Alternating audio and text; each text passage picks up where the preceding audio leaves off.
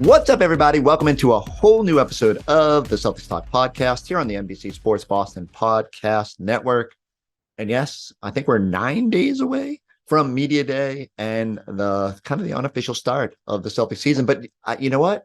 Sort of feels like basketball has already begun. We were out today in Worcester, where Jordan Walsh visited my beloved Worcester to not only take part in a court dedication, but also got a chance to catch up and talk to him about all these early arrivals at Celtics training camp. I guess it's the informal workouts going on right now. And normally what we see is a slow stream of players returning to the area.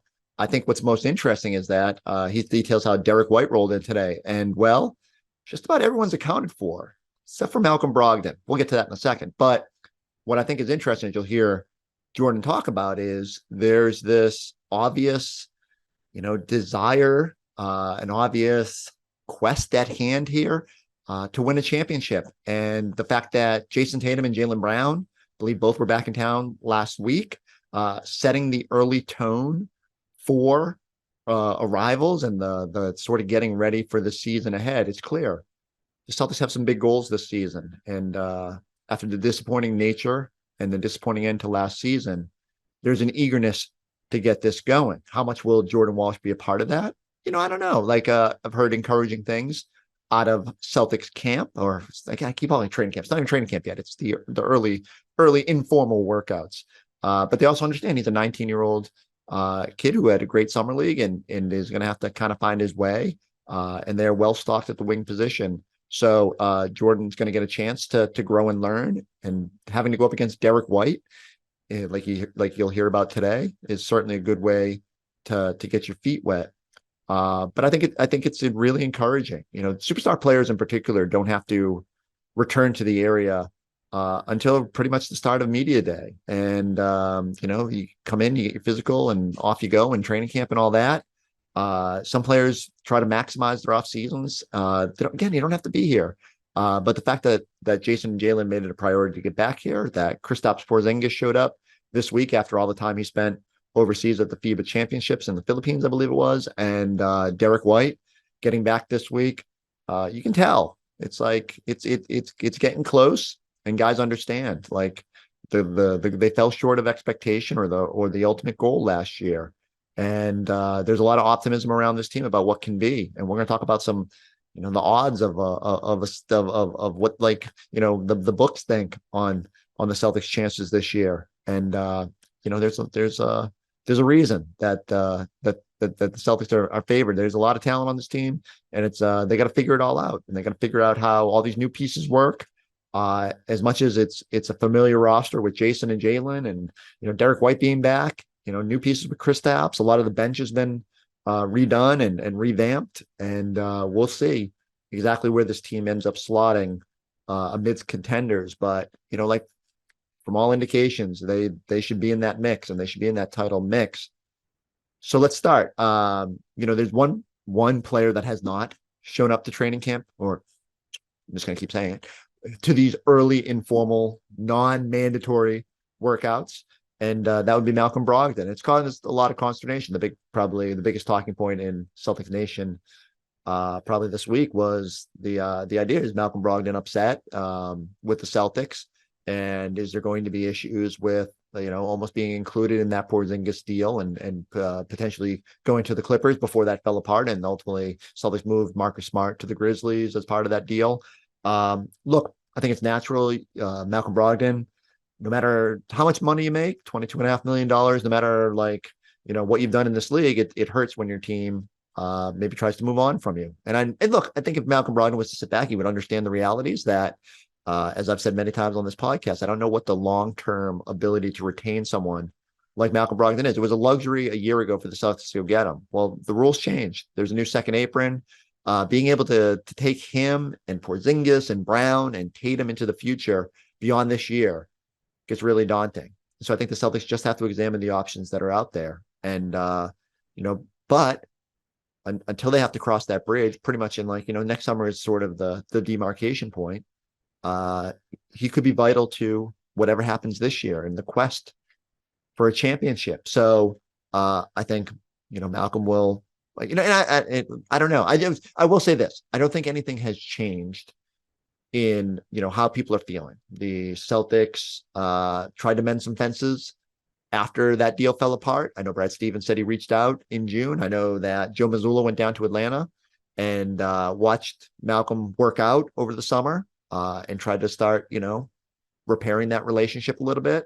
And again, I understand from probably Malcolm is not thrilled with having to have been dragged through those trade rumors. It's just the nature of the business, though. And the one thing I think the Celtics are hoping is that Malcolm Brogdon shows up and, much like throughout his career, is a professional about it and is ready to sort of work. There's a lot worse situations to have to go back to than a title contender, and eager to see just how much Malcolm Brogdon factors in.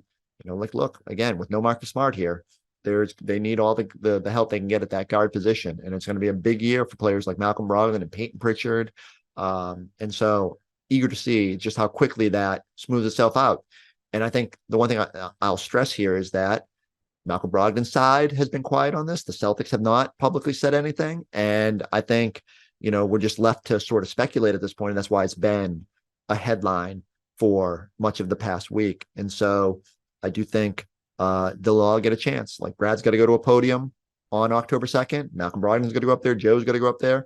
And we'll start to sort of talk through this and see if there's going to be any lingering, we'll see where Malcolm Brogdon is health-wise. As Brad told me back in June, like, they're hopeful that with a period of rehabilitation and rest over the summer, that they were hopeful that elbow would get back to health and that he would be back to himself, back to being the potential sixth man that he was last year. And so we'll find out more as we get closer to media day. But, certainly it's on the radar. But I think the focus right now should be on the Celtics are ready to start this quest for a title, and they're excited. The other the other news bullet of the day is Celtics signed Lamar Stevens, fill up essentially that 15th roster spot right now. I do think I'm eager to see how this camp competition unfolds. It's a lot of opportunity for guys to sort of assert themselves. There's a lot of non-guaranteed guys out there that are kind of fighting for jobs. So Celtics, we can sit here and say we know we don't know exactly what the starting five is. That's going to be kind of fun, whether it's Rob or Al. But there's who's going to be on that bench, who's going to be the 14th, 15th guy, and maybe that doesn't matter too much on championship teams, but to navigate the season and certainly to navigate camp and storylines, it'll be a fascinating battle. How does the guard situation play out, and what are newcomers, O'Shea Brissett and Banton, and like, what are all these guys able to show in camp?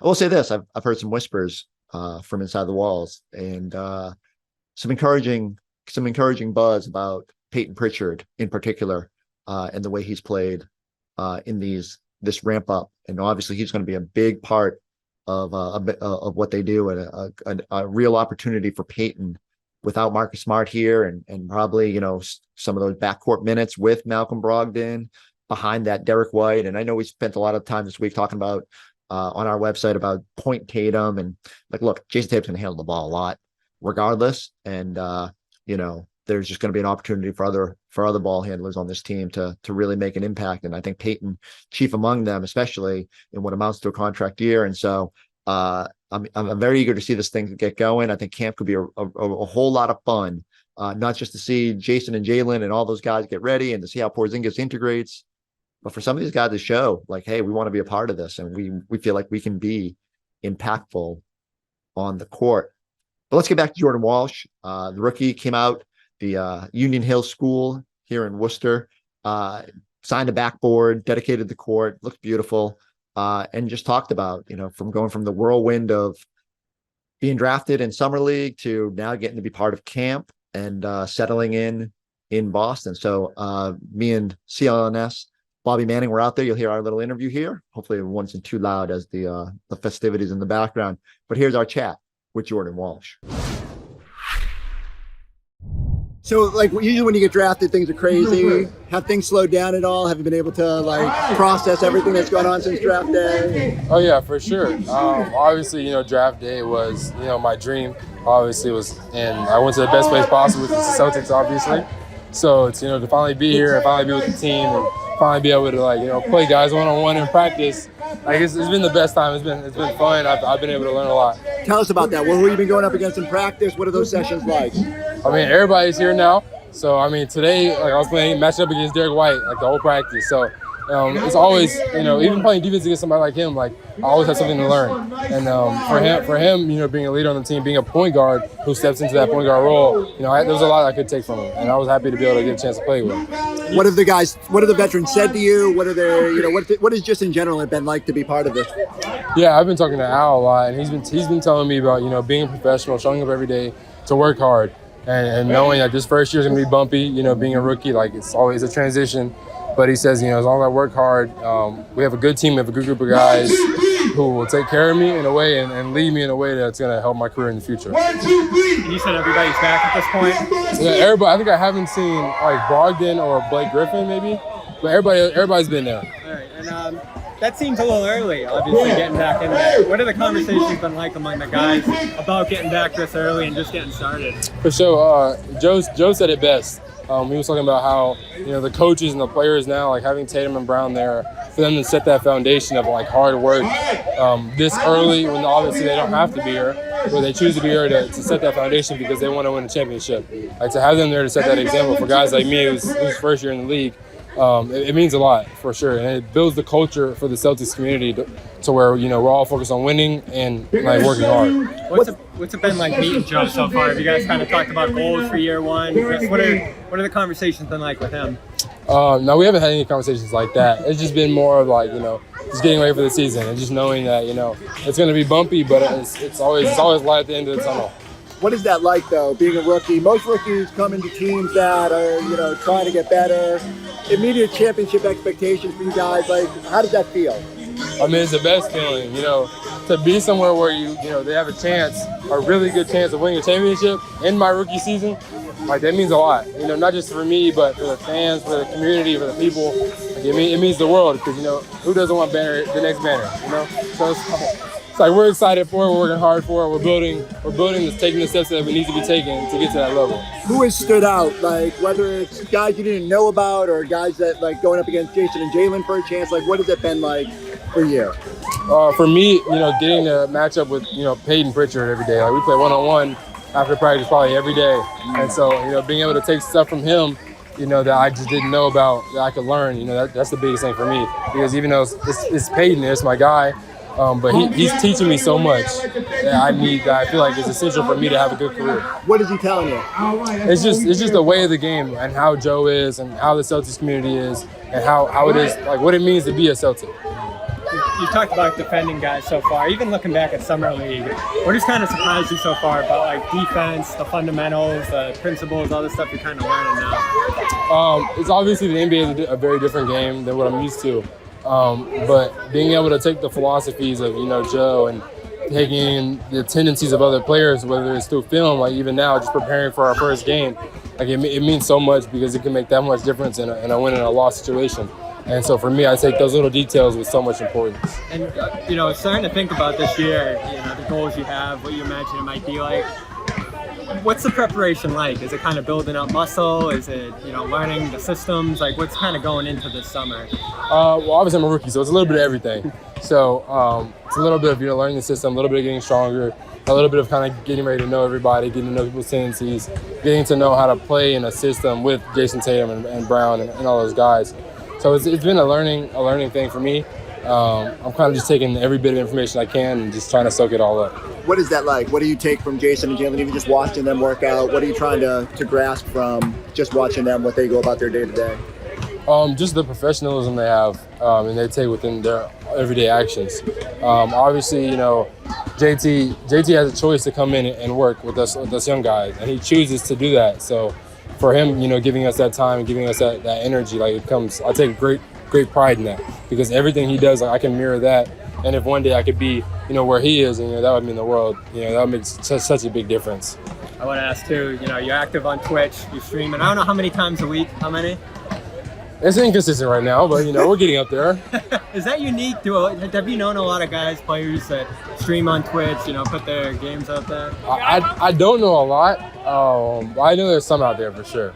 But I do it for fun. I just want people to get to know me more as a person than just a basketball player. So I feel like if I can connect with the fans on that level, so I feel like that makes it better for a community for sure. And has there been an active room? You see a lot of fans in there. You kind of seeing what they're saying to you? Oh yeah, they all come in the chat and show love. Tell me good luck on the season. Tell me how they're expecting big things for us and me as a player. So it's been good. It's been a good journey so far. I've learned a lot, and Twitch is just another part that I feel like helps me and it gets me over that hump to encourage me to get to this next level. And I want to ask one more. You're partnering with the LP Shed, we can see now. What's kind of your goals of working with them and getting to know them so far, and what you want to kind of accomplish with them this year? Obviously, I want to be able to, help kids like me who are scared to do the things that I'm doing, but have the ability to do it. Just to be able to get them out of their comfort zone, so they'll take that leap of confidence to be able to say, oh yeah, if Jordan can do it, now I can do it, because I know if I can do it, they can too. So it's just kind of like just motivating them and trying to, get them to get out of themselves and come out into the community and do stuff like this or go play basketball or whatever it may be. And it was Charlie did he reach out to you? Did you reach out to him? How did that all come together? And when? When did you guys kind of start talking about that? Yeah, this is probably about 7th, 8th grade. I started talking to him. It was just a thing on social media where people would always say we look alike. Then eventually we took that and made it into hey, he was like, I'm gonna come up to your school, we're gonna play one-on-one, and we're gonna shoot against each other. And I was like, bet, I ain't running from nothing. So I was like, we started playing against each other, started shooting with each other, and kind of had a competitive relationship at first, and then it turned into being more of a mentor for me. Who should we be most excited about based on what you've seen in these little informal workouts? Who has really stood out when you watch guys in these Celtics workouts? I would say everybody's doing their thing. Everybody's, impressing. One day it could be Tatum's day, the next day it could be Jalen's day, the next day it could be Derek White or Peyton or me. So everybody's having a chance at really showing what kind of player they are. And everybody's taking that moment and taking advantage of it, for sure. I know everyone kind of has their assistant coach, too. Have you become particularly close with any of them? I would say the closest I am with right now is probably Ross. He's kind of the guy who I work out with every day. Multiple times a day, he'll teach me stuff, he'll show me film. He's kind of the guy that I'm leaning on right now to learn the ropes of the NBA. All right, good stuff there from Jordan. I think, again, there's this, even the rookie understands there's a real possibility here for this team to compete for a title. And I will say, I pulled up the odds from our friends at Fanatics. I just wanted to see if Jordan Walsh was in the Rookie of the Year odds, and among the 18 players listed, he was not one of them. Understandable, right? When you're on a team with Jayson and Jalen and O'Shea Brissett and all those guys, it's going to be hard to factor in and be up there with the Wembanyamas of the world. Chet Holmgren, who will factor into the Rookie of the Year this year. So not in there, but I do think the Celtics are very bullish on what Jordan Walsh can become, his defensive potential, and eager to see just how much he can kind of carve out a potential role, how much he spends time in Maine. It's easy to forget he's 19 based on the way he played at Summer League.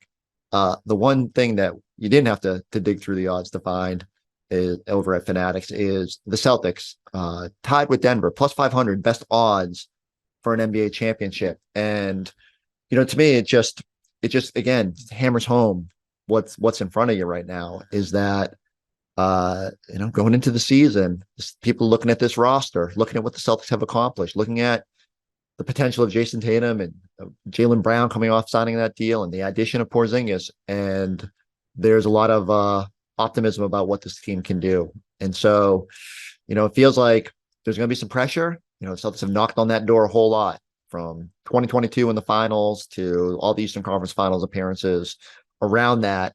And it feels like this is the year they got to kind of take that next step. And I think there's an understanding that, this is if this is going to be the core moving forward, they got to prove it again this year. But the talent is undeniable.